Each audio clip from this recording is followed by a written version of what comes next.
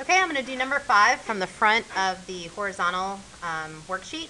So this is a completely horizontal one. I'm going to do number 5. So I've got Janet is running off of a high dive platform. So this is a horizontal. She's running straight off. And she has an initial velocity of 2.8 meters per second. That's all in the horizontal, so that's my Vx. I know the time that it takes is 2.6 seconds. I also know that the acceleration in the y direction is negative 9.8 meters per second squared. I got my Vx, 2.8 meters per second, and in the first one I'm looking for how high is the diving board. That is going to be over here. Remember that dy is going to end up being negative. If it just says how high or what is the distance or what is the height, that's the absolute value of your displacement. Okay, so I can use this equation, and I've got dy is 1/2 times negative 9.8 times 2.6 squared.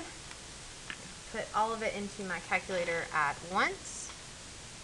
So I've got 0.5 times negative 9.8 times 2.6 squared. And if dy, the displacement in the y direction, is negative 33.1, that's because it fell. The how high, which is the height, is the absolute value of that displacement. So it's just 33.1 meters. Watch that on WebAssign. Okay. Number 3, I believe, is the one that asks for how high. And when you solve it, you'll get a negative answer for dy, but I'm going to do that.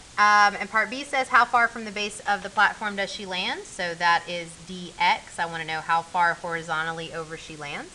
I've got 2 equations with dx. This one here and then this one. Clearly this one is easier, but you have to have time. And I do, so I can go ahead and use the easier of those 2, like that. And I've got Vx times 2.6. And the horizontal distance that it goes, 7.28 meters.